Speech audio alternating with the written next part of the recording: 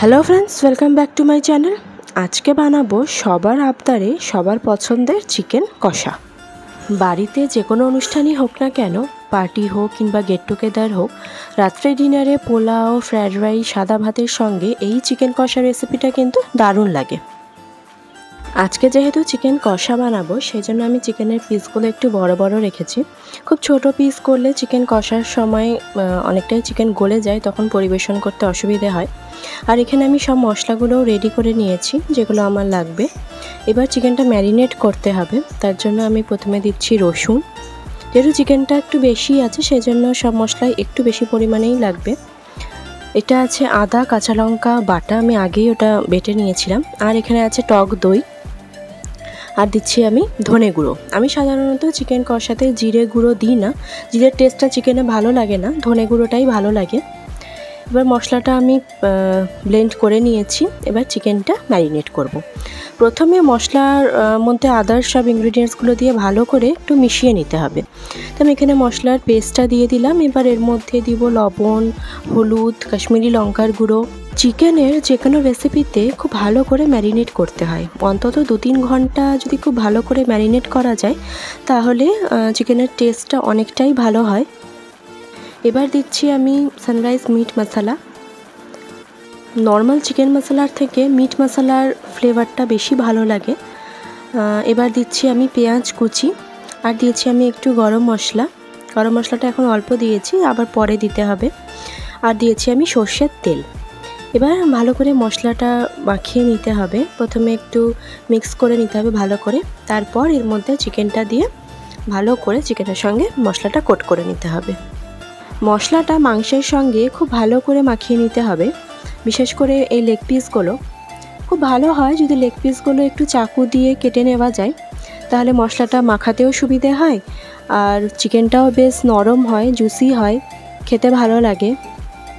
এবার এটাকে ঢাকা দিয়ে মোটামুটি 2-3 ঘন্টা রাখলে খুব ভালো হয়, তবে আমার কাছে বেশি সময় ছিল না, আমি 2 ঘন্টাই ম্যারিনেট করেছি। আপনারা চাইলে এই ম্যারিনেট করা চিকেনটা 2 ঘন্টা রেফ্রিজারেটও করতে পারেন যদি আপনাদের বেশি সময় থাকে। এবার আমি রান্নাটা ঝটপট স্টার্ট করব। এবার আমি কড়াইতে দিলাম সর্ষের তেল। চিকেনটা সর্ষের তেলে রান্না করলে বেশি ভালো হয়। এবার এর মধ্যে দিচ্ছি গোটা গরম মশলা। গোটা গরম মশলার মধ্যে আমি দিয়েছি এলাচ আর দারচিনি, লবঙ্গ আমি দিইনি, আপনারা চাইলে দিতে পারেন। আমি এলাচটা একটু ফাটিয়ে দিয়েছি, আর আমি দিয়েছি সাজিরে। একটু ভাজা হলে আমি এর মধ্যে দিচ্ছি পেঁয়াজ কুচি। আমি পেঁয়াজটা ভাজার সময় এর মধ্যে দিয়ে দেবো 1 চামচ ঘি, আর দিব তেজপাতা। পেঁয়াজটা খুব লাল করে ভাজবো না, একটু নরম হলেই হবে। আর আমরা দিব অল্প একটু চিনি। পেঁয়াজ ভাজার সময় একটু চিনি দিলে কালারটাও ভালো হয় আর পেঁয়াজটাও একটু ক্রিস্টালাইজ হয়, এতে চিকেনের টেস্টটাও ভালো হয়। আমাদের বাড়িতে চিকেনটাই বেশি হয়, যেহেতু বাচ্চারাও চিকেনটাই পছন্দ করে, আর মাটনটা আমারও খুব একটা খেতে ভালো লাগে না। আর চিকেন রান্নাটাও খুব ইজি হয়ে যায়, রান্না করতেও ভালো লাগে। আর আজকের চিকেনটা আমি আলু দিয়ে করছি না, আলু দিয়ে সাধারণত চিকেনের ঝোলটাই ভালো লাগে, চিকেন কষাতে ঠিক আলুটা ভালো লাগে না। তো আমার পেঁয়াজটা ভাজা হয়ে গেছে, দেখতেই পাচ্ছ, খুব লাল করিনি, হালকা গোল্ডেন ব্রাউন রেখেছি। এবার আমি এর মধ্যে ম্যারিনেট করা চিকেনটা দিয়ে দিচ্ছি। প্রথমে গ্যাসের ফ্লেম হাই রেখে চিকেনটা ভালো করে 5 মিনিট মতন রান্না করতে হবে, তারপর এটা ঢাকা দিয়ে চিকেনটা কষাতে হবে। ঢাকা দিয়ে রান্না করলেই বেশি ভালো হয়, চিকেন থেকে যে জলটা বেরোবে সেটাতেই চিকেনটা সেদ্ধ হয়ে যাবে।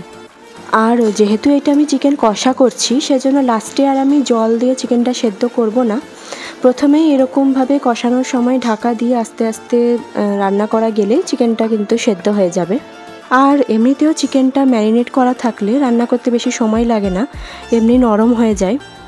দেখতেই পাচ্ছ চিকেন থেকে অনেকটাই জল ছেড়েছে, তো একটু ঢাকা দিয়ে আস্তে আস্তে রান্না করলে জলটাও শুকিয়ে যাবে, চিকেনটাও সেদ্ধ হয়ে যাবে। আর একটু কষানো হয়ে গেলে এর মধ্যে আমরা দিব গরম মশলা। আমি সাধারণত হোমমেড গরম মশলা ইউজ করি, হোমমেড গরম মশলার সেন্ট এবং টেস্ট দুটোই খুব ভালো হয়, খুব ইজি বানানো বাড়িতে।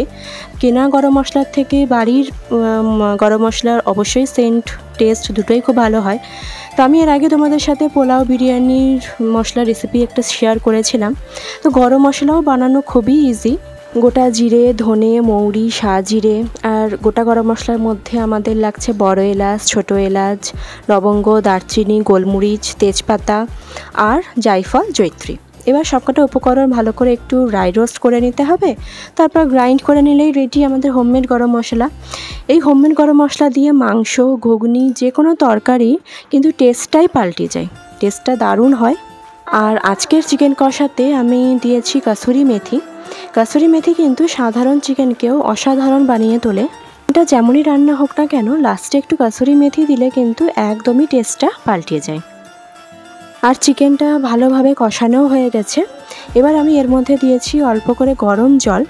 চিকেন বা মাটন রান্নাতে গরম জল ইউজ করলে মাংসটা সফট থাকে, ড্রাই হয়ে যায় না। এবার ঢাকা দিয়ে গ্যাসের ফ্লেম লো রেখে মোটামুটি 10 মিনিট মতন রাখলেই হবে।